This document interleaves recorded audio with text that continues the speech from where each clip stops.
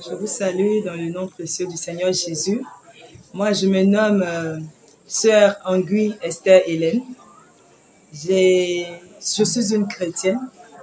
Je suis née de... Mon père est Annie, ma mère est ghanéenne. Et je suis née d'une famille chrétienne depuis mon enfance. Là, depuis mon enfance, on partait à l'église. On partait à l'église, ça et là. Mais je n'avais pas de réelle attache avec le Seigneur. Et c'est en 2004 que j'ai réellement accepté le Seigneur. En 2004, je suis réellement de quoi il s'agissait. J'ai accepté le Seigneur. Et dans cette même année, l'esprit de famille avait fait une attaque contre la famille dans laquelle il avait tué 3 personnes en même temps. Parce que de mon côté maternel, nous venons d'une cour royale. De mon côté paternel aussi, nous venons d'une cour royale où il y a eu beaucoup d'adoration. Ils ont adoré beaucoup les esprits tels que le serpent ancien, le léviathan, plein d'esprits pour avoir la royauté. Et aujourd'hui, ces esprits-là font des réclamations sur toute la famille. Ces esprits réclament beaucoup de choses et bloquent beaucoup de choses. Et en 2004, sur cette liste de morts, c'est-à-dire en un mois, il y a eu 3 décès dans lesquels ma mère est partie. Et c'est ainsi qu'une nuit, je dormais et j'ai entendu une voix m'appeler. Et je me suis réveillée aux environs d'1 h du matin. Je suis allée chercher qui m'appelait. J'ai vu que toute la maison dormait. Et j'ai réveillé des personnes. J'ai demandé si on m'avait appelé. J'ai demandé à mes frères et mes soeurs. Ils m'ont dit non, personne ne m'a appelé. Je dis si, il y a une voix qui m'a appelé tellement forte parce que je dormais. Et je me suis retournée. Je suis encore allée me coucher. Et j'ai encore entendu cette voix forte m'appeler. Et je suis encore allée réveiller les gens. Dit non, personne ne t'a appelé. Je dis, mais pourtant j'entends quelqu'un m'appeler. Et quand je suis retournée la 3e fois m'appeler, j'ai entendu encore la voix forte m'appeler. Et c'est là que j'ai vu une lumière, la chambre a éclairé avec une forte lumière depuis dans le ciel. Et la voix m'a dit, c'est moi l'Éternel qui t'appelle. Et je me suis prosternée.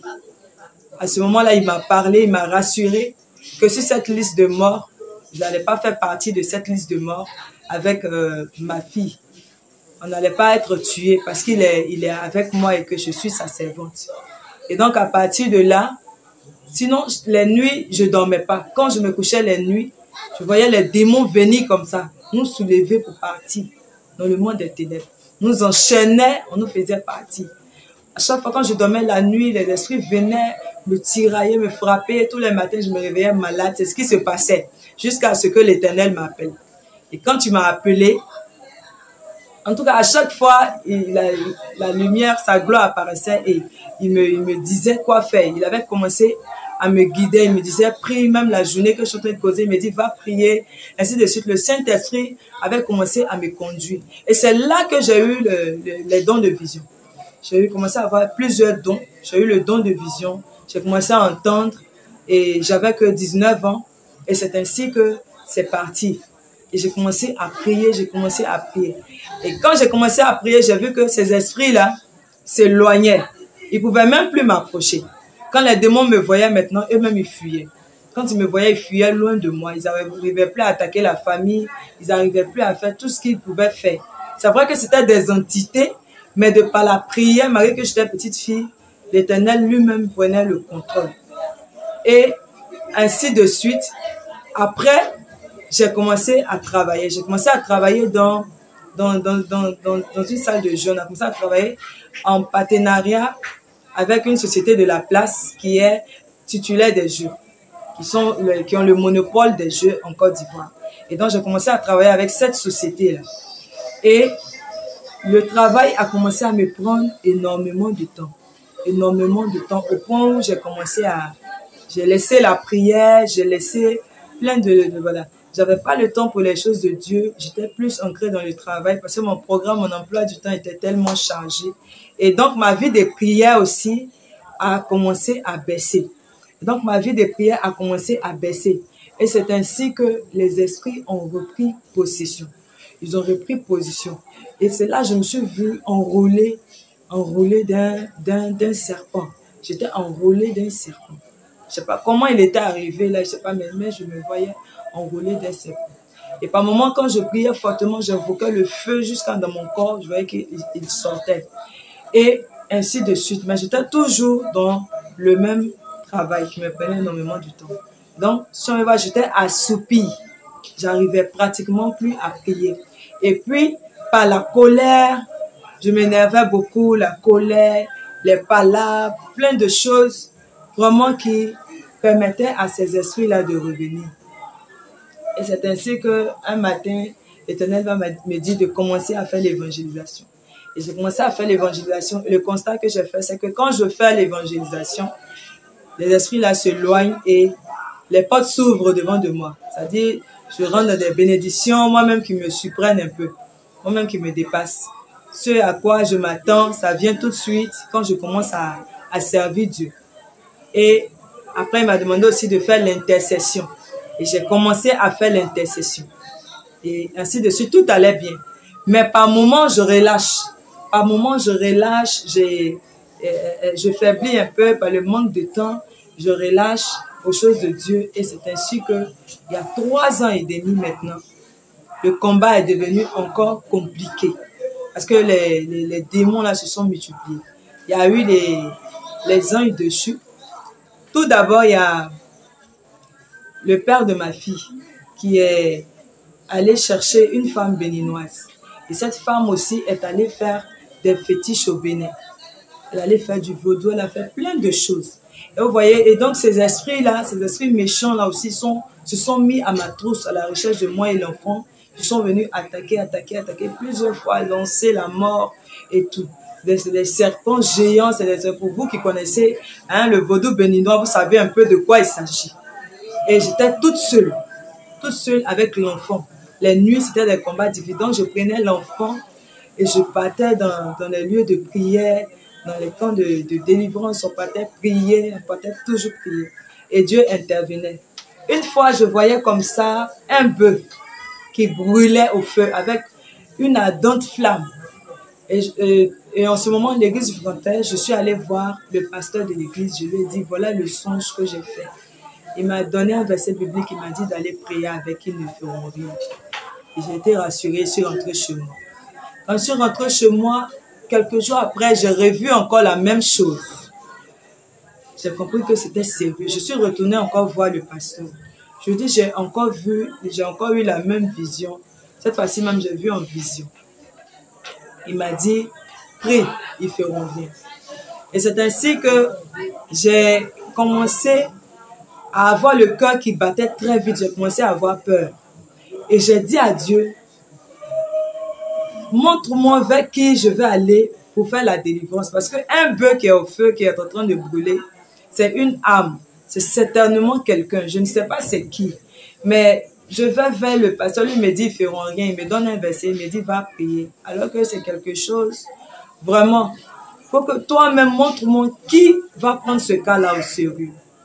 Et c'est ainsi qu'un matin, vers 5 h du matin, je dormais. Et puis j'ai entendu une voix dire, l'Éternel est très fâché parce que c'est ta fille qui va mourir.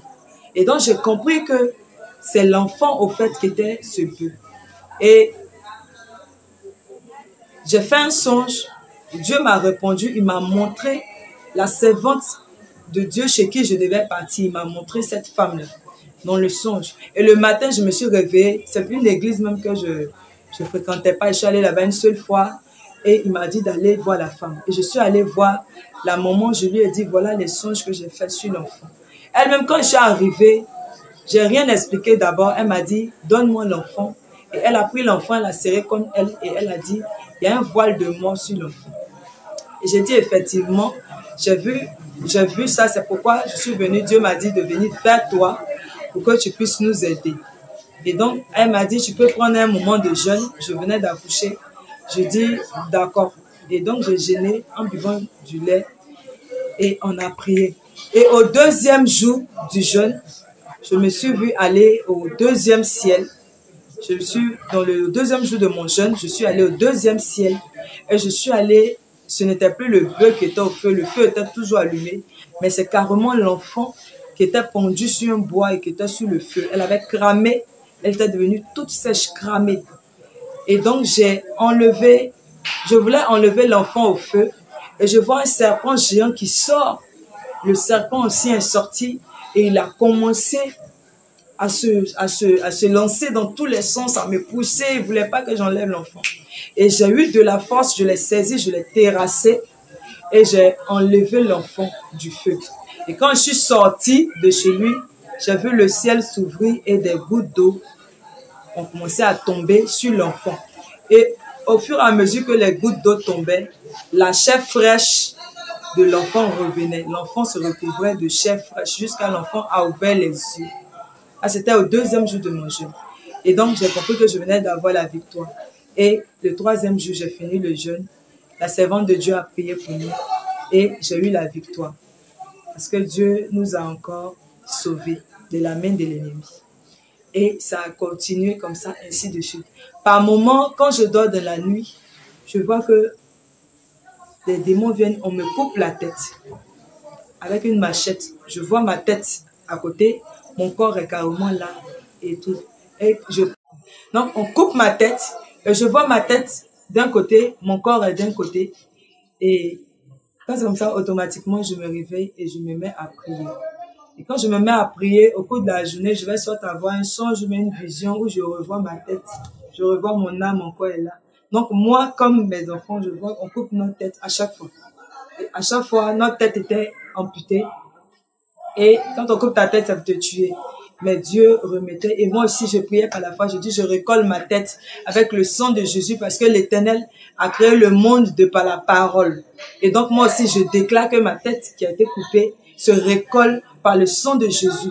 Et après, je me vois en vision, je vois ma tête sur mon cou. Par moment, ma tête bouge et je continue la prière. Dieu montre que c'est pas totalement fini. Et je continue la prière. Après, je me vois bien, en bon état. Ou soit les enfants aussi, je les vois en bon état. Donc, ainsi de suite, ainsi de suite. Même par moment, je dormais. Par moment, je fais des songes où je me retrouve dans le ventre d'un serpent. Ça veut dire que j'ai été avalé par un serpent. Par le même serpent. Du côté maternel, il y a un serpent là-bas. Du côté paternel aussi. Et donc, du côté paternel, c'est un serpent géant noir comme ça. Donc, parfois, je me retrouve dans le ventre du serpent. Ou parfois, je suis endormi, je vois la gueule du serpent et tout. Et il y a des fois où, quand je suis pas trop dans la prière, je me trouve dans le ventre du serpent. Après, Dieu me fait grâce, je sors encore de là. Donc, ainsi de suite, ainsi de suite. Par moment même, je me voyais dans des casiers de morgue. Déjà dans des casiers de morgue ou dans des cercueils. Parfois, je me réveille, je suis enterré, je suis sous la terre, dans des cercueils. Je vois les gens sont en train de cimenter autour. Vraiment des choses affreuses. Je voyais plusieurs esprits, plusieurs démons qui sont nombreux. Les esprits assis sur les autels dans la mer. Les esprits du premier ciel, deuxième ciel. Parce que à cause de l'intercession, l'évangélisation. Et donc, tous ces esprits-là, quand tu pries, tu les déranges. Et quand parfois tu laisses la main de Dieu, ces esprits-là, ils viennent en bloc.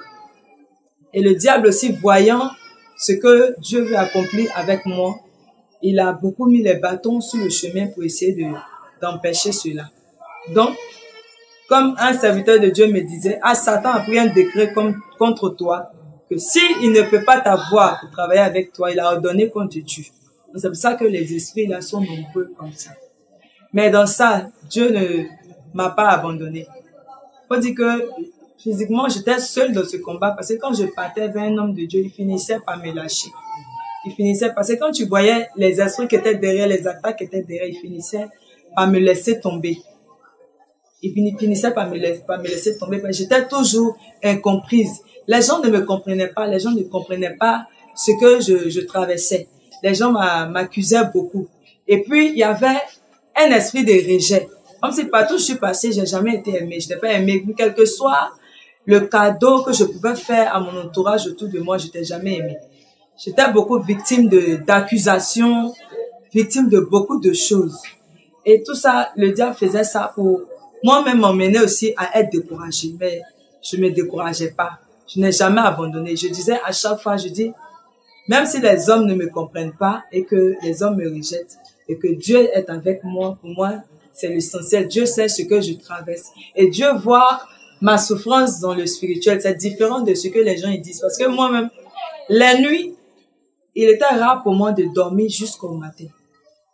Parce que la nuit, les esprits là se manifestaient, je les voyais. Ils essayaient d'attaquer les esprits de la famille, ils essayaient d'attaquer les membres de la famille, de tuer par-ci, par-là.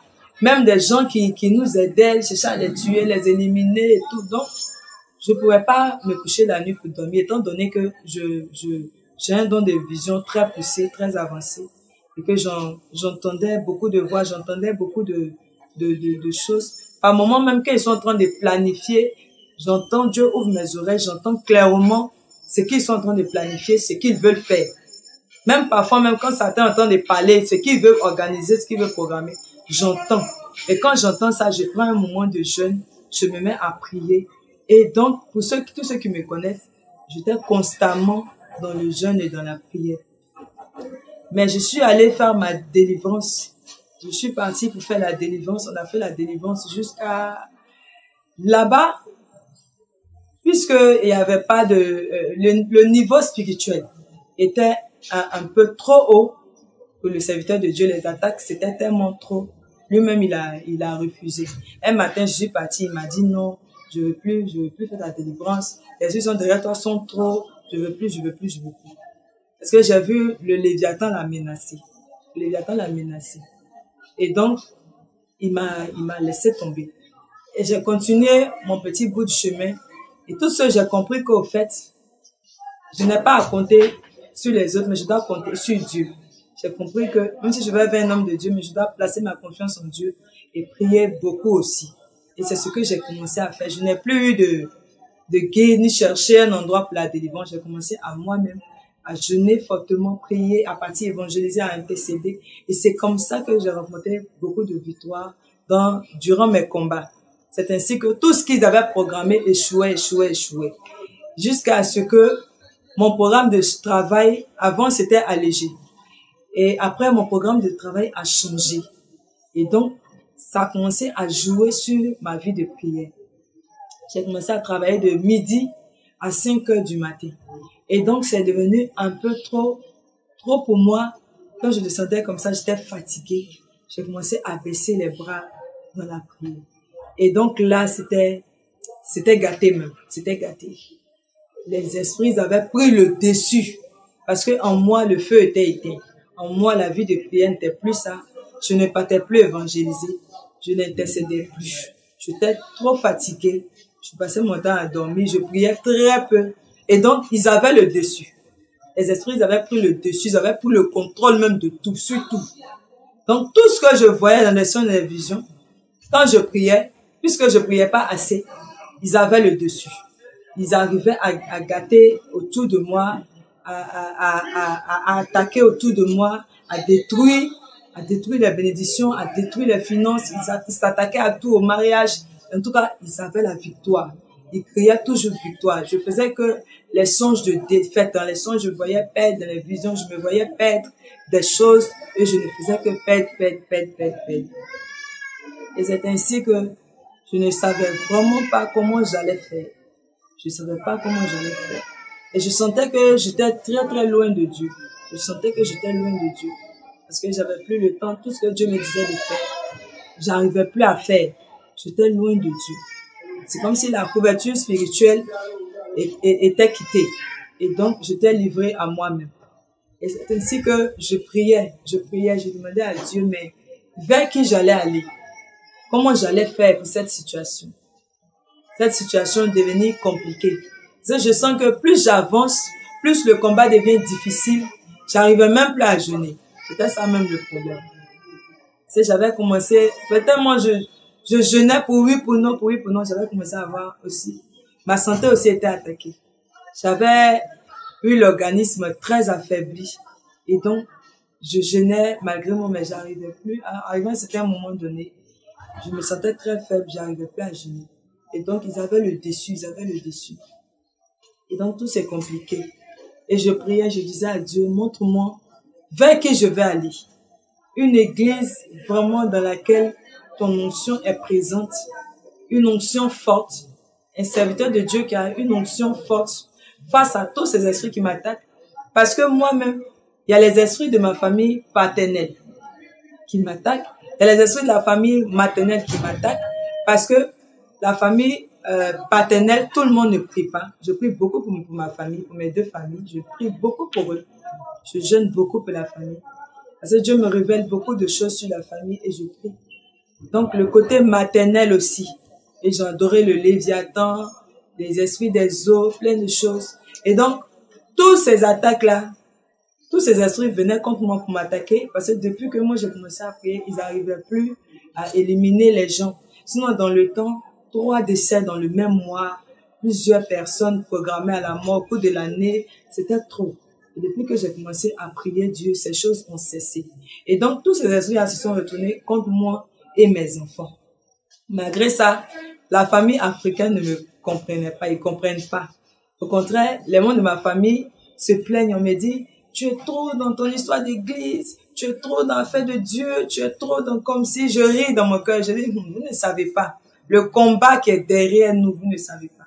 Si je mangeais dormir, peut-être que moi aussi, je serais déjà partie, je serais déjà morte, ainsi de suite, et vous aussi. Et donc, je continue de prier jusqu'à, il restait presque mes os, tellement je jeûnais, j'étais toute sèche. Et donc, j'ai demandé à Dieu, vers qui je vais aller. Il me fallait une église, c'est l'église que je fréquentais. Je voyais que les esprits, là, ils avaient le dessus. Ils avaient le dessus sur cette église-là. C'est-à-dire, les esprits, toutes les entités réunies, et ils étaient plus forts au fait que la dimension de l'église. Le niveau spirituel, sataniquement, était plus élevé que le niveau spirituel de l'homme de Dieu même en question, que son onction. Et donc, j'ai commencé à demander à Dieu, où est-ce que je dois aller? Vers qui je dois aller? Quelqu'un qui pourra faire face à mon cas. Et c'est ainsi que, une fois, je regardais sur les réseaux sociaux, sur Facebook, et puis j'ai vu les pages chrétiennes et je me suis abonnée. Et donc, je tombe sur un témoignage d'une jeune sœur de la mission de l'armée de prière. Et je tombe sur son témoignage et c'est quand j'ai écouté son témoignage, je dis, waouh, Dieu m'a répondu. C'est là-bas qu'il me faut. C'est là-bas qu'il peut, mon cas. Et c'est ainsi que j'ai contacté l'homme de Dieu. J'ai contacté le serviteur de Dieu et je suis venue. Je vous assure que quand j'ai contacté la mission, je dis que j'allais venir faire la délivrance. Les esprits là se sont multipliés. Ils se sont ramassés, envahis. Ils m'ont envahi la maison, ils m'ont menacé. Non, là-bas, là, ne mets pas les pieds là-bas. Si tu vas là-bas, on te tue. D'ailleurs, même, tu vas pas sortir de la maison. Tu pourras pas partir de là-bas, on va te tuer. Tu pourras même pas. Tu dois pas sortir de là-bas. Même, j'ai vu même dans la maison, des féticheurs béninois. Ils étaient venus s'asseoir dans le salon. Ils disent, tu vas pas sortir d'ici. Tu dois pas sortir d'ici, tu vas pas sortir. Pourquoi les féticheurs béninois? Parce que le père de ma fille est allé prendre une femme béninoise qui nous a vendu au vaudou. Elle a fait beaucoup de pratiques pour avoir le foyer.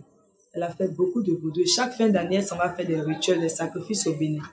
Et donc, chaque fin d'année, en plus des esprits de ma famille maternelle, paternelle, et de toutes les sessions que je fais, les esprits de vaudou aussi, tous se lèvent.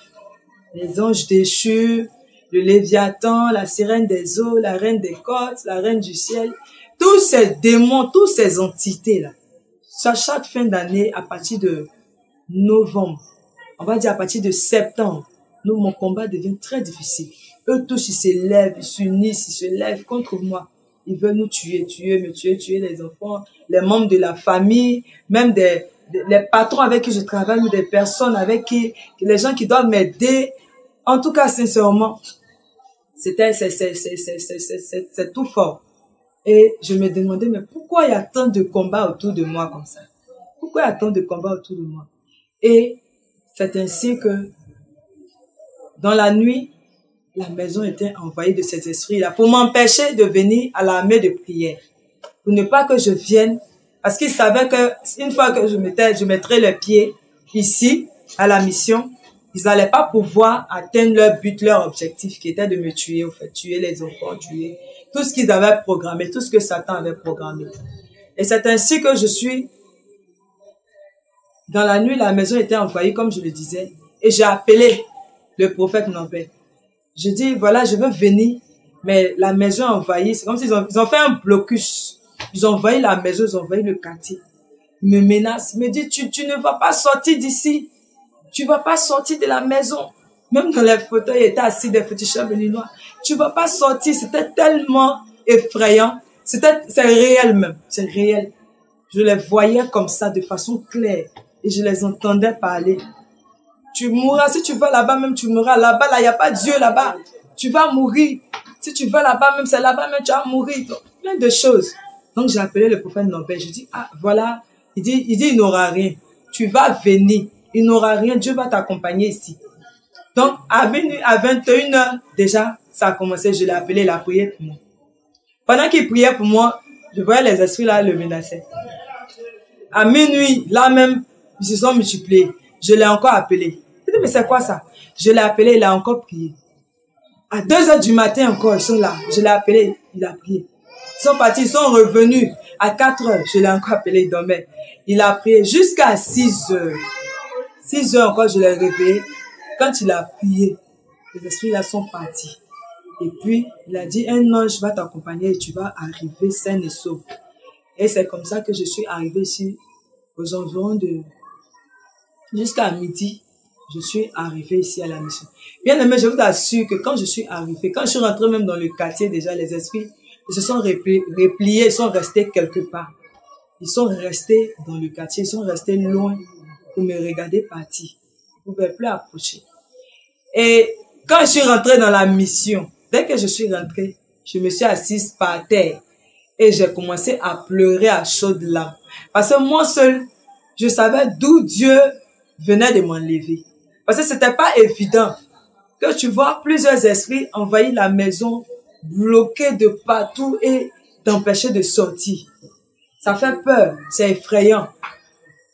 Et ils avaient commencé à me consumer. Ils avaient commencé à me brûler. Les esprits là me brûlaient. Une nuit même, je me suis vue en feu. Il y avait du feu sur moi. Il y avait du feu sur moi. À chaque fois, je sentais le feu, je sentais les esprits là me brûler et tout ça. Et Dieu, malgré toutes ces choses, tout ce qu'ils ont fait, Dieu n'a pas permis que je meure. Et donc, c'est ce qui a fait que quand je suis rentrée dans la mission, vraiment, j'ai pleuré, j'ai dit merci à Dieu parce que j'arrivais pas à croire, je pensais pas, je sentais déjà le formol.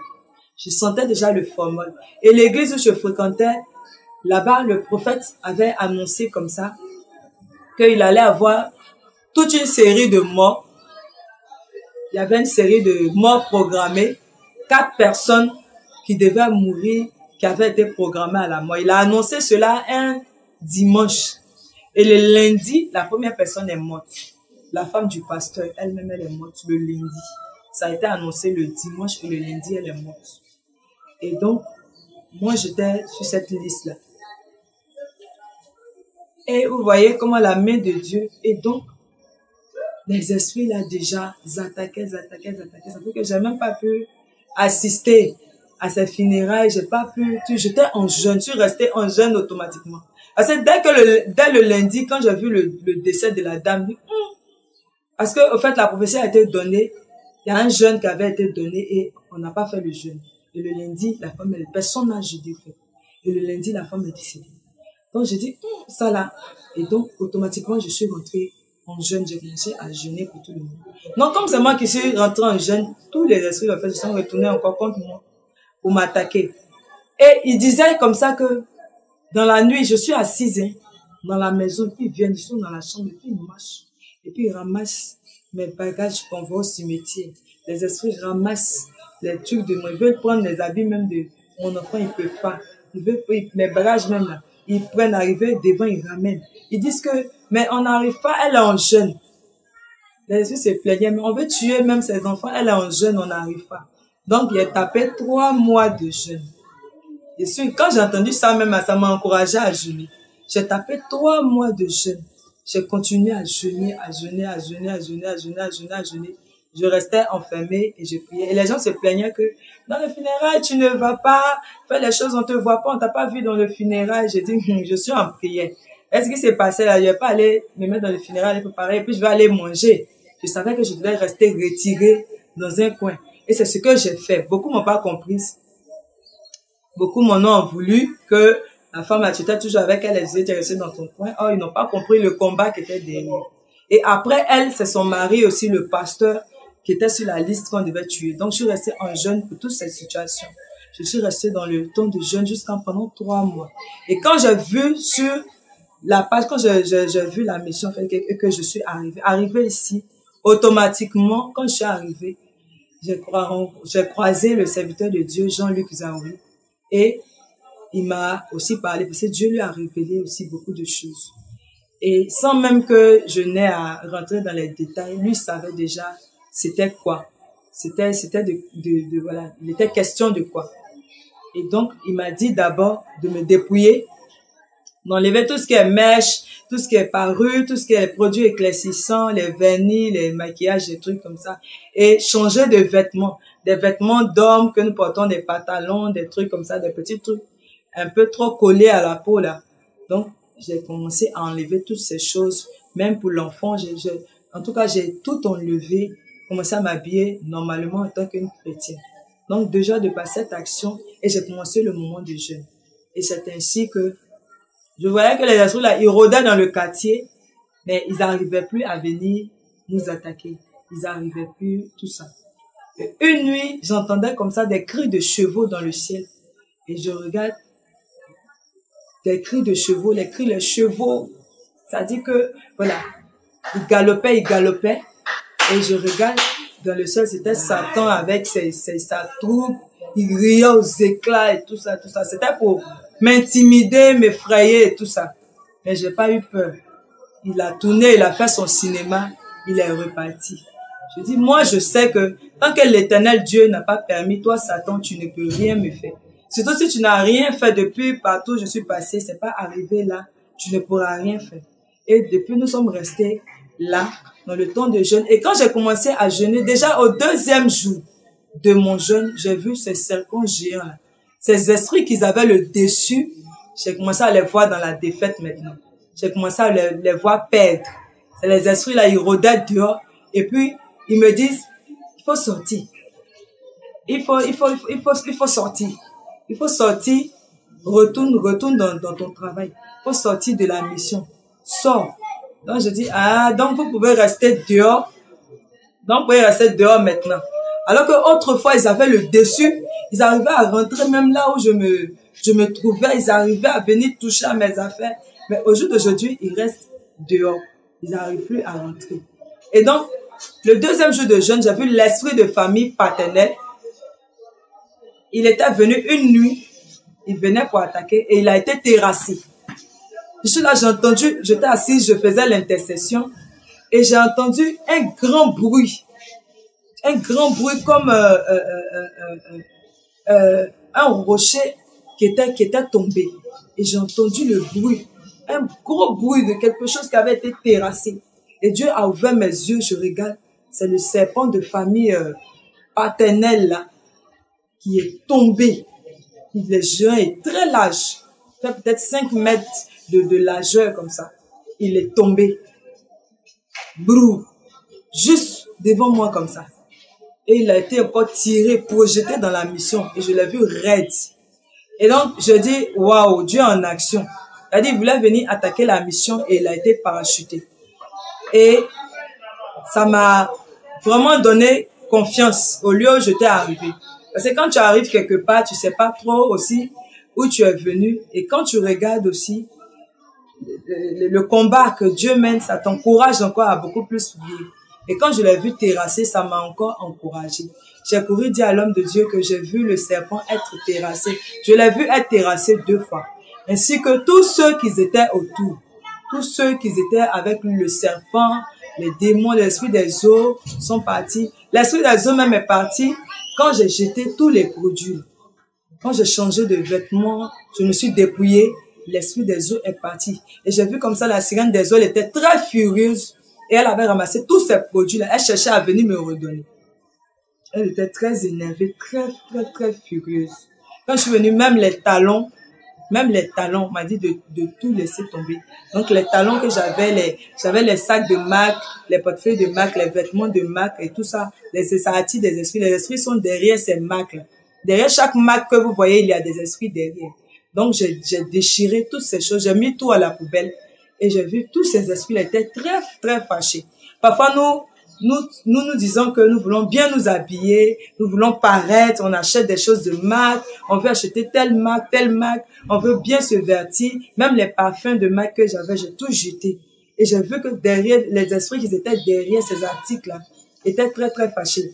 Ils n'arrivaient plus à m'approcher parce que je n'utilisais plus ces choses. Et donc, jusqu'au jour d'aujourd'hui, je vous assure, j'ai passé des années, surtout 3 ans et demi, à ne pas dormir la nuit, à beaucoup prier la nuit, à beaucoup jeûner, courir pour nous à jeûner, parce que le combat était tellement difficile, ils avaient le dessus. Mais dès que je suis arrivée ici, j'ai fait 7 jours de jeûne pour ma délivrance, j'ai aussi fait 5 jours, ainsi de suite. Là, je me sens bien, je me sens mieux, je dors tranquillement maintenant, je dors paisiblement. Je sentais plein de mouvements dans mon corps. 1, 2, 3, je me sentais pas bien, je sentais des maladies. 1, 2, 3, j'avais la santé attaquée. J'avais tout un blocage autour de moi. Même tout ce qui était bloqué autour de moi, quand je suis venue pour jeûner, j'ai vu toutes ces choses-là être décantées. Des réponses auxquelles je m'attendais, des demandes même que j'avais faites depuis qu'ils étaient bloqués. Toutes ces demandes-là, les gens ont commencé à m'appeler. Dit, voilà ce que tu avais demandé, voilà ce qu'on t'avait promis, voilà. Comme si les portes, voilà, c'était ouvertes tout d'un coup. Et c'est ainsi que j'ai continué, je suis là, je continue à prier, je continue à prier. Et j'ai compris que cette fois-ci, je n'ai pas à lâcher la main de Dieu. Je ne dois pas lâcher la main de Dieu. Je dois continuer fortement à prier, quelles que soient les opportunités, les bénédictions qui doivent venir, je dois continuer à prier. Et donc, je veux aussi donner un conseil à un chrétien, que tu sois chrétien, pas chrétienne. Mais je veux dire aussi à quelqu'un que Jésus-Christ de Nazareth, il est réel, il sauve véritablement. À lui seul la gloire et à lui seul la solution de tout problème que tu traverses. Quelles que soient les difficultés, quelles que soient les attaques, quels que soient les esprits qui t'attaquent, sache que Jésus est au-dessus de tous ces esprits. Moi, j'ai été attaqué par les anges déchus. Parmi ces anges déchus, il y a les archanges. Ils sont très géants. Il y a des anges même que tu vois, leurs cuisses seulement là. Leurs cuisses est jusqu'à dans les nuages. Tu vois même pas le reste. Ce sont des anges qui ont été déchus avec Satan. Tous ces esprits-là m'ont attaqué. Mais la main de Dieu m'a gardé jusqu'au jour d'aujourd'hui. Jésus-Christ de Nazareth m'a protégé. Il m'a gardé. Mes yeux ont vu toutes ces choses. Par moments même des dragons m'ont attaqué. Par moments des tigres. C'est-à-dire, quand tu fais l'intercession, quand Dieu t'ouvre les yeux, tu vois, il y a tellement de créatures bizarres. Tellement d'êtres bizarres. Par moments même, Satan va jusqu'à il relâche. Parce que je faisais l'intercession aussi de la Côte d'Ivoire. Donc, par moments, quand je prie tellement fort comme ça, Satan augmente les esprits, les démons. Il les augmente. Il fait relâcher même d'autres. Une fois comme ça, l'Esprit de Dieu m'a dit, le diable a relâché contre toi des démons qui étaient enchaînés depuis des siècles. Il les a relâchés. Vous voyez? Et donc, c'est comme ça, le combat devient très difficile. Mais Jésus ne m'a pas abandonné. Il a toujours été là. Souvent même, je me vois attaquer et puis je vois l'ange de Dieu aussi descendre et se mettre à fuir. Souvent, l'ange de Dieu descend, il vient et puis me donne une grosse épée très lumineuse. Il vient me donne l'épée et je prends l'épée, je combats avec. Une fois, je suis allée à Makori. J'ai un ami qui a plein de maisons à Makori. Et il m'a donné, il m'a dit, j'ai beaucoup de maisons, ne loue pas de maisons. Viens, tu vas choisir un appartement dans mes immeubles. Il y a des villas basses, il y a des immeubles. Viens, tu vas choisir un appartement dans lequel tu vas rester. Et je suis allée, j'ai choisi un appartement. Et quand j'ai pris l'appartement, j'ai aménagé dans l'appartement. J'ai reçu la visite, la famille, ils sont venus connaître et tout. Et j'ai préparé, on a tous mangé. Et quand les gens sont partis, je suis allée faire la sieste. Quand je suis allée faire la sieste, je me suis vue morte. j'ai vu que mon corps est sorti, mon âme est sortie de mon corps et j'étais morte. Et j'ai commencé à pleurer. J'ai dit, mais qu'est-ce qui m'a tué cet après-midi là? Je me suis mise à genoux dans le spirituel, j'ai commencé à pleurer. J'étais dans le salon, je voyais mon corps. J'ai commencé à pleurer, j'ai commencé à pleurer. J'ai dit à Dieu, ah, je suis morte comme ça. Pardon, faut me ramener. Pardon, faut me ramener. Et pendant que je priais, je pleurais, je pleurais. Je me suis vue, je suis rentrée dans mon corps et puis je me suis réveillée physiquement. Et quand je me suis réveillée, j'ai dit merci à Dieu. J'ai dit merci à Dieu. Et j'ai commencé à prier. J'ai dit non, de toute façon, j'étais morte l'après-midi, là. La nuit, je ne vais pas dormir. C'est que ce qui m'a tué va certainement revenir.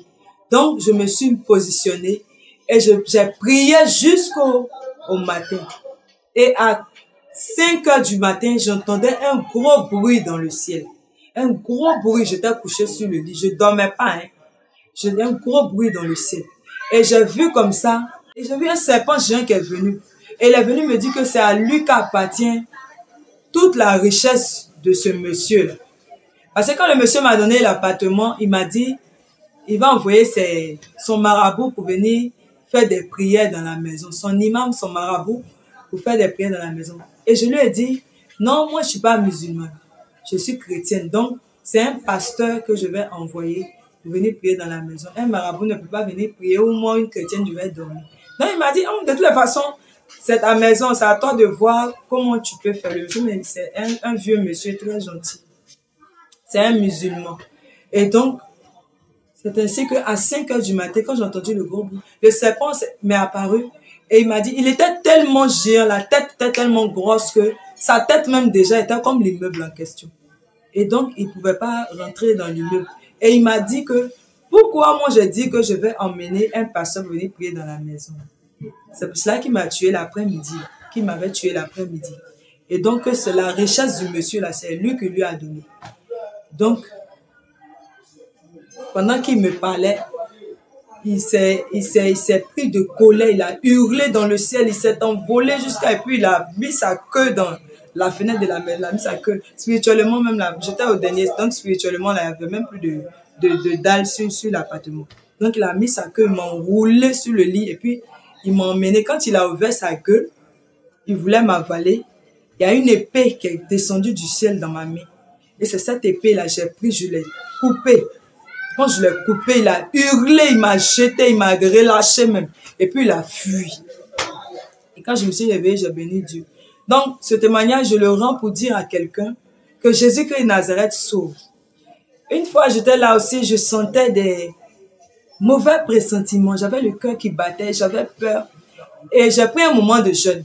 J'ai appelé un de mes oncles serviteurs de Dieu. Je dis, je sens que quelque chose de mauvais, à chaque fois que quelque chose doit arriver, je le ressens. Je dis, je sens que quelque chose de mauvais est en train de se préparer. Viens m'aider, on va prier. Et j'ai pris moi-même un moment de jeûne sec. J'ai dit, je vais faire 3 jours de jeûne d'Esther. Et quand j'ai commencé à jeûner, au deuxième jour, j'ai vu 3 cercueils. J'ai vu, non, 2 cercueils. Et les 2 cercueils, j'ai vu les 2 cercueils dans le monde spirituel. Et j'ai demandé à ma tante dans le rêve, c'est pour qui les 2 cercueils? Elle me dit, c'est qui est sûr? Tu as un dedans. Et c'est là que je me suis réveillée. Je me suis réveillée, j'ai dit au pasteur, il dit, il faut refuser ça. Et j'ai continué à prier. Et j'ai prié avec les pasteurs, on a prié pour ça de 22 h jusqu'au lendemain à 10 h. On a prié jusqu'à 10 h. Et quand on a prié le vendredi jusqu'au samedi matin. Donc samedi, on a dormi. Et le dimanche, je dis, bon, je ne vais pas aller à l'église parce que je suis fatiguée. Je vais me reposer parce qu'on a trop prié, on a trop veillé. Donc, je vais me reposer. Et donc, en ce moment, j'étais avec une de mes filles de maison. Et j'ai dit à la fille, prépare les aubergines, moi je vais dormir. Et quand je suis allée dormir, la fille aussi, ils ont soufflé un sommeil sur elle. Elle aussi, elle est partie dormir. Et donc, pendant que je dormais, je voyais des flammes de feu dans ma cuisine. Je voyais la cuisine enflammée dans mon rêve. Et je me suis réveillée, j'ai continué de dormir. J'ai revu la même image. J'ai dit, oh, donc je me suis réveillée. Et j'ai commencé à appeler le nom de la fille. Jusqu'à, je suis allée dans la maison, je n'ai pas vu la fille. Je rentre dans la cuisine. Je vois ce que j'ai vu en rêve, c'est ce qui était dans la cuisine. Les flammes de feu qui étaient juste en dessous du compteur de courant. Tout le gaz était enflammé, il restait l'explosion, c'était tout. Sinon, tout la manche même pour éteindre le gaz, tout ça était recouvert de feu. Tout était enflammé. Et donc, je suis retournée. Je voulais fuir. Après, je dis non, je ne fuis pas. Parce que c'était 3 immeubles collés. Et c'était un dimanche. Les enfants jouaient dans la cour des immeubles. Et je dis comme ça, je suis allée me mettre à genoux devant mon lit. Et j'ai dit à Dieu, je dis Seigneur Jésus, moi je peux fuir, j'aurai le temps peut-être de sortir. Mais beaucoup d'hommes n'auront pas le temps de sortir. Avec tous ces enfants qui sont en train de jouer, Seigneur, éteins ce feu-là, s'il te plaît. Soit tu éteins ce feu, ou bien moi-même, je suis obligée de rester, je ne vais pas fuir. Nous tous, on va mourir ensemble. Et je vous assure, quand j'ai fini de prier ainsi, je me suis levée et je suis retournée devant la porte de la cuisine. Dès que je suis arrivée devant la porte de la cuisine, les flammes de feu qui étaient tout haut ont commencé à descendre. Les flammes de feu sont descendues jusqu'à s'éteindre totalement. Le feu s'est éteint seul. Et là, je venais encore de voir l'amour de Dieu se manifester. Je venais encore d'être témoin de la puissance de Dieu. Alors, je veux te dire, toi qui doutes encore, toi qui ne crois pas que Jésus-Christ de Nazareth existe, il existe réellement. J'ai un autre témoignage encore, je préparais. En ce moment, j'habitais à 13 villes à la rue 12. Je faisais la cuisine. On venait d'acheter une nouvelle gazinette, c'est-à-dire 4 fois ces esprits-là ont tenté de me tuer par incendie. C'était un décret satanique, au fait, qu'ils avaient fait sur ma vie. Même jusqu'à dernièrement. Ils tentent toujours, ils avaient tenté de me tuer par le gaz. Donc, cette scène a eu lieu 4 fois. 4 fois. Une fois, j'habitais à la rue 12. Je venais d'acheter une nouvelle gazinière. Et pendant que je préparais, tout d'un coup, le feu a pris toute la gazinière, y compris les mouches. Et ainsi que mon vêtement. J'avais porté un t-shirt, ça a pris le vêtement. Et j'ai eu le temps d'éteindre le feu. C'est la même chose. C'était aussi dans un immeuble. J'ai pas fui. Je suis restée là, j'ai prié. Et puis, j'ai pris le courage d'aller éteindre, de fermer la bouteille de gaz. Et quand j'ai fermé la bouteille de gaz, le feu s'est éteint doucement, doucement, doucement jusqu'à en finir. J'habitais aussi dans un immeuble à la Palmeraie. Il y a eu la même chose. J'ai mis la nourriture au feu et je me suis endormie. Et le gaz là est sorti jusqu'à 3 h du matin. Ça a brûlé la marmite, ça a brûlé. C'est pareil, c'était un fait-tout. C'était recouvert de feu. La marmite a explosé. Pareil, je ne savais pas comment faire. Je n'ai pas voulu fuir. Et l'Esprit de Dieu m'a mis à cœur de prendre un couteau pour mettre dans le gaz. Et quand j'ai pris le couteau et que j'ai enfoncé dans le gaz, le feu s'est éteint. Et donc, vous voyez, j'ai eu 4 fois des soucis d'incendie auxquels Dieu m'a délivré. En plus de cela, j'ai été agressée 4 fois enlevée. J'ai vécu des enlèvements par des taximètres. 4 fois, voilà. 4 fois, j'ai eu des enlèvements ou 3 fois. 3 fois, j'ai été blessée. J'ai été enlevée par des taximètres, c'est-à-dire ils vont avec moi, ils veulent me tuer, arriver là-bas. Il y a toujours quelqu'un qui intervient. J'ai vécu ça durant 4 fois, ma famille peut témoigner. Je suis parfois blessée et tout ça. Et même j'ai été agressée aussi par 10 microbes. J'ai été encerclée. J'ai reçu des coups de poignard. M'a piqué de partout. Dieu m'a gardée en vie. J'ai été aussi emportée par les vagues à la plage. Je suis partie. Je sais pas, pourtant je ne sais pas nager. Et la main de Dieu a fait que les gens ont plongé, ils ont nagé, ils m'ont retrouvée. Et je n'ai pas bu de l'eau, je n'ai pas été noyée. Ils m'ont retrouvée, ils m'ont ramenée. Et ce genre d'attaque, plusieurs fois, j'ai traversé des moments comme ça. Donc, je rends ce témoignage pour dire à quelqu'un que Quand Dieu est dans ta vie et que tu comptes sur lui, il n'abandonne jamais, en fait, quelles que soient tes erreurs. Dieu n'est pas le père qui livre ses enfants, qui dit que, bon, comme tu es désobéissant, la mort vient, non, je te sauve pas. Malgré notre comportement, son amour est toujours grand et ses bras d'amour sont toujours grands ouverts pour nous recevoir. Pour nous recevoir, il est toujours là pour nous accueillir, pour nous tendre la main. Et je veux dire à quelqu'un, quand tu as plusieurs fois traversé des moments comme ça et que Dieu t'a plusieurs fois secouru, ne reste pas en marge. Fais tout pour venir à Dieu. Si tu as un souci avec ce genre de cas, les esprits te menacent. Les esprits te menacent pour te dire ne va pas à Dieu ou bien on va te tuer. Viens, ils ne vont rien te faire. Donne ta vie à Jésus. Donne ta vie à Jésus. Au contraire, si tu restes dans ta position, c'est là qu'ils vont pouvoir t'atteindre. Ils préfèrent que tu ne sois pas dans le feu de Dieu pour pouvoir accomplir leur mission. Donc, donne ta vie au contraire à Dieu. Viens dans la prière, dans la maison de Dieu. C'est là que tu auras une solution. Tu n'as pas à t'inquiéter, à avoir peur de Satan. Il ne te fera rien. Dieu dit que tout pouvoir nous a été donné de marcher sur les serpents et les scorpions et sur toute la puissance de l'ennemi et que rien ne pourra nous nuire à la surface de la terre. Et donc, je veux comme ça t'exhorter, tu es chrétienne, chrétien. C'est vrai, tu peux prier, tu peux même entendre la voix de Dieu. Tu peux voir les miracles de Dieu. Tu peux voir tout, mais tu as besoin d'une réelle conversion. C'est seulement par une réelle conversion que tu peux un jour hériter le paradis. Aucun chrétien ne pourra aller au paradis avec des démons dans le corps. Tu ne peux pas hériter du ciel. Donc, il faut forcément que tu passes par la délivrance. Il faut forcément rechercher ta délivrance. Il faut forcément donner ton cœur. Ouvre ton cœur sincèrement à Dieu. Parce que beaucoup sommes dans les églises, nous sommes dans les églises, mais notre cœur n'est pas avec Dieu. Nous sommes tous chrétiens, appelés chrétiens, mais il y a peu de convertis. Donc, je veux t'exhorter vraiment à toi qui es chrétien, que tu sais au fond de toi que tu n'es pas réellement converti. Il faut réellement te convertir parce que le monde des ténèbres ne s'amuse pas. Le monde spirituel ne s'amuse pas. Les esprits des eaux ne s'amusent pas. Les esprits sont très méchants et ils ne s'amusent pas. Et le diable, il travaille. Le monde des ténèbres est très organisé. Ils travaillent nuit et jour. Ils ne font que comploter comment faire pour nuire. C'est pourquoi Dieu dit dans sa parole que malheur à la terre quand le diable est descendu pour venir égorger, détruire et piller.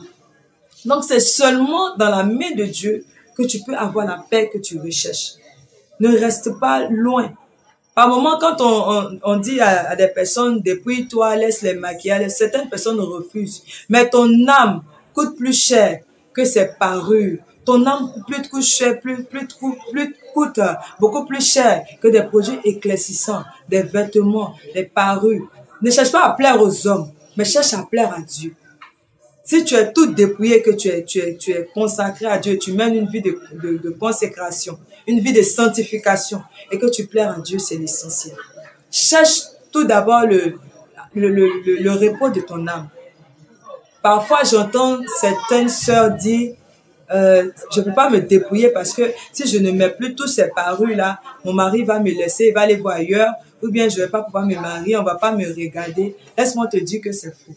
Si Dieu a mis dans le cœur de quelqu'un de t'épouser, il va t'épouser. Et même, tu peux même avoir tous ces parures, tous ces artifices-là, et puis la personne ne va pas t'épouser. Il y a des femmes qui sont toutes belles et puis on les laisse quand même, on les divorce. Non, ce n'est pas ça qui attire la grâce ou le bonheur. Mais fais ce que Dieu te demande de faire. C'est l'obéissance à la parole de Dieu qui nous ouvrira des portes. Tout comme le roi David, il n'avait rien, il était berger. Il était dans la forêt, il faisait paître son troupeau. Mais étant là-bas, l'Éternel l'avait déjà choisi. Étant là-bas, Dieu l'avait remarqué. Il n'était pas en ville, il n'était pas devant le roi, il n'habitait pas un palais. Il n'était pas là à rechercher la gloire des hommes. Mais c'est étant là-bas, il a écrit beaucoup de psaumes. Il priait, il avait mis sa confiance en l'Éternel. C'est pourquoi l'Éternel dit dans sa parole que le roi David est l'homme selon son cœur. Et vous voyez que dans cette position, il était en brousse. Il sentait certainement, peut-être qu'il ne sentait pas bon. Il était dans des vêtements bizarres, des haillons et tout ça. Parce que les bergers, on voit comment les bergers s'habillent. Tu es toujours en brousse pour quelqu'un qui va au champ. Tu vois comment il n'est pas propre, il est ça. Mais Dieu, dans ça, l'avait choisi pour être roi en Israël. Et la parole de Dieu a fini par s'accomplir. Même quand ses frères qui étaient déjà dans l'armée, qui partaient combattre pour le roi Saül, malgré cela, la personne ne pouvait tuer Goliath. Mais c'est encore le petit David qui était rejeté, on peut dire qu'il était rejeté par la famille, qui n'était pas considérée. C'est lui qu'ils avaient mis derrière les troupeaux. C'est lui que l'Éternel avait choisi depuis l'enfance. C'est lui qui n'était jamais allé en guerre même, qui était venu dire qu'il était venu se présenter. Pour dire que lui, il veut aller combattre contre les Philistins, il veut aller combattre contre Goliath. Et c'est que ça a surpris beaucoup. Mais il a insisté. Ses frères même ne croyaient pas en lui, mais il a insisté. Au point où la Bible dit que même les armures, même qu'on lui a donné pour porter, c'était tellement gros qu'il ne pouvait pas avancer. Il a enlevé la déposée. Il a pris sa lance-pierre et avec ça, derrière cette pierre, il y avait la main de l'Éternel. David a tiré la pierre en comptant sur l'Éternel. Et c'est l'Éternel qui a conduit cette pierre-là par sa main puissante et par sa puissance qui a atteint Goliath et qui l'a tué, qui l'a terrassé. Vous voyez, il a dit, au nom de l'Éternel, aujourd'hui je couperai ta tête. Il a dit quoi? Tu viens contre moi et avec ta lance et ton javelot, mais moi je viens contre toi et pas au nom de l'Éternel. Il a compté sur l'Éternel pour aller en combat. Donc je veux te dire que les combats que tu traverses là, ce n'est pas de par ta propre force que tu pourras le faire. Ce n'est pas par ta propre victoire. Aujourd'hui, je vais aussi donner un conseil que tu pourras avoir la victoire sur l'ennemi. Mais c'est seulement par la main de Dieu, par la puissance de Dieu, par le Saint-Esprit que tu peux avoir la victoire sur Satan et ses démons. Aujourd'hui, je vais aussi donner un conseil à certains serviteurs de Dieu. Tu vois que ton cas est difficile. Tu vois que tu te retrouves face à des démons qui ont le dessus sur toi. Et malgré cela, tu dis non, je ne bouge pas. Comme je suis un serviteur de Dieu là, je ne vais pas partir. Je veux te dire que cherche un cadre de délivrance. Tu ne sais pas où partir, viens à l'armée de prière. Viens à l'armée de prière. Tu vas venir faire ta délivrance. Et tu vas voir qu'après cela, tout va aller. Parce que même si tu es devenu pasteur et que tu n'es pas délivré, ces esprits-là auront toujours raison sur toi. Ces esprits de réclamation vont toujours prendre le dessus. Ils vont toujours te posséder. Et à ton peuple, à tes fidèles, tu ne pourras rien communiquer de bon. Tu vas communiquer que le spirituel négatif.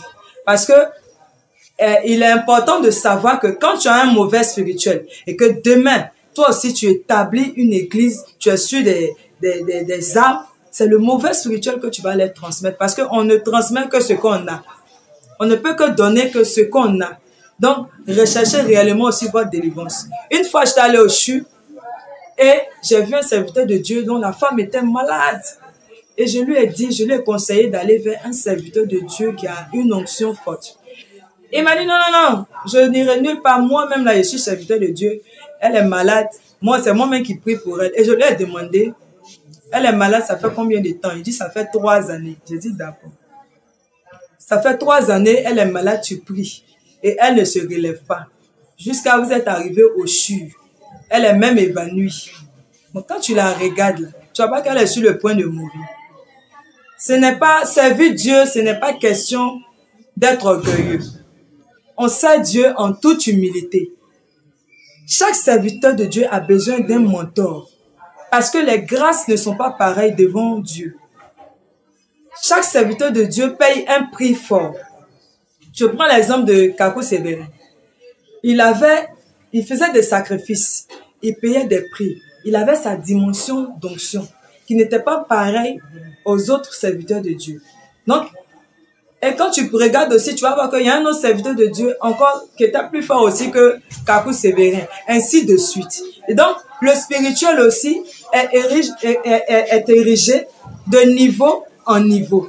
Ce n'est pas question d'orgueil, ce n'est pas question de je suis serviteur de Dieu. De la manière dont tu vois la classe de maternelle jusqu'au doctorat, c'est comme ça aussi dans le monde spirituel. Et donc, si toi, tu es un serviteur de Dieu du niveau CM2 et que tu as affaire aux démons qui sont au collège, est-ce que c'est pareil? Tu ne peux pas. Donc, il te faut avoir un mentor qui est aussi de ce rang-là. Et quand, par exemple, tu atteins le niveau secondaire et que tu as affaire maintenant à des démons qui sont dans le niveau, par exemple, de bac, de la terminale, là, il te faut maintenant une onction forte qui est au niveau du doctorat, qui est au-dessus. Donc, c'est pareil. C'est comme ça dans le monde spirituel. Mais aujourd'hui, généralement, dans les églises, moi j'ai beaucoup tourné. J'ai beaucoup tourné dans les églises. Comme je disais, mon cas, beaucoup n'ont pas pu. Les esprits qui m'attaquaient, beaucoup de serviteurs de Dieu n'ont pas pu. Mais ne me disaient pas la vérité.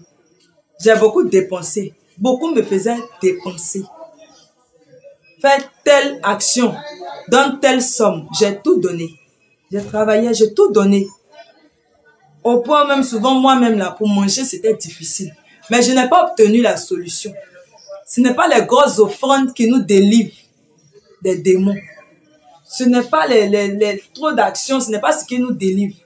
Achète de l'eau, de l'huile, fais telle offrande, fais ceci, on dit quoi, offrande sacrificielle. Fais cela, fais ceci. Je fais toutes ces choses. Mais je n'ai pas reçu la délivrance. Je n'ai pas eu de paix. Au contraire, financièrement, je me ruinais. Parce que toutes ces années, j'ai travaillé. Je ne ressemble même pas à quelqu'un qui travaillait. Parce que mon argent partait à gauche et à droite, à gauche et à droite, à gauche et à droite, à la recherche de solutions. Mais quand ici, j'ai appelé, c'est pourquoi la première fois que j'ai appelé ici, à la main de prière, j'ai demandé combien on paye. On m'a dit non, on ne paye rien. Accepte seulement Jésus, viens seulement. J'ai dit, ah, on ne paye rien. Et je dois venir faire combien de temps? On m'a dit, une semaine là-bas. J'ai dit, bon, là-bas, il y a des chambres à louer. Je dois louer une chambre, quelque chose comme ça. Là, je vais me préparer. On m'a dit, le pasteur dit, j'ai dit, on ne paye rien ici. Prends seulement tes affaires et puis viens. On ne paye rien. J'ai dit, ah, vous dites quoi même? On dit, c'est ça. Il n'y a rien à payer. On ne prend pas 5 francs avec quelqu'un ici. Viens seulement, on va faire ta délivrance. Il n'y a rien à payer. Ici, là, c'est le Saint-Esprit qui délivre. Ce n'est pas nous qui faisons. Nous, on ne fait que le Saint-Esprit délivre. Tu n'as rien à payer. On ne prend pas d'argent avec qui que ce soit. Donc, ce soir aussi, je veux t'interpeller. Je veux te dire, toi, tu traverses une situation. Toi, tu sais que tu t'es fait arnaquer dans beaucoup d'endroits et que tu n'as pas eu de solution. Ici, l'Esprit de Dieu est là. Il n'y a rien qui est payé. Tu viens, tu vas faire ta délivrance. C'est gratuit. Dieu dit, vous avez reçu gratuitement, donné gratuitement. Jésus ne prenait pas de l'argent avec les gens avant de prier pour eux. Lorsque Jésus a guéri le fou de Gadara, il n'a pas pris de l'argent avec lui. Quand il a ouvert les yeux de Batimée, il n'a pas pris de l'argent. Quand il a sorti Lazare du tombeau, Jésus n'a pas pris d'argent. Tous les miracles que Jésus a accomplis, il n'a pas pris de l'argent. Quand il a multiplié les 5 pains et les poissons, Jésus n'a pas demandé de l'argent, mais que les gens mangent. Donc c'est pareil. Et j'ai été surprise de voir que je suis venue, personne n'a pris de l'argent avec moi. Personne n'a pris de l'argent. Et tous ceux qui viennent ici, personne n'a payé quoi que ce soit.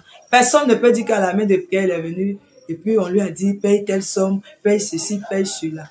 Donc beaucoup viennent et reçoivent la délivrance. Et il y a de grands témoignages. Et moi-même, je suis là, vraiment, je suis très contente. Je suis très contente et je ne cesserai de dire merci à Dieu chaque jour pour la grâce qu'il m'a faite d'avoir connu cet endroit. Et l'amour vraiment que je recherchais à travers les églises, l'amour qui m'a manqué toute ma vie, la manière d'être traitée. Comme je l'ai dit au passage, j'ai dit comme ça que j'étais beaucoup rejetée. Vu mon cas, quand je passais dans les églises, j'étais rejetée. Les gens, au lieu de comprendre ce que je vivais, m'accusaient, m'insultaient. Par exemple, quand je dis comme ça, j'explique, je dis voilà le problème que je travaille, voilà les esprits que je vois, voilà les voix que j'entends. Après, les petits clans se formaient pour aller parler, me calomnier. Non, c'est une sorcière, c'est qu'on voit les autres.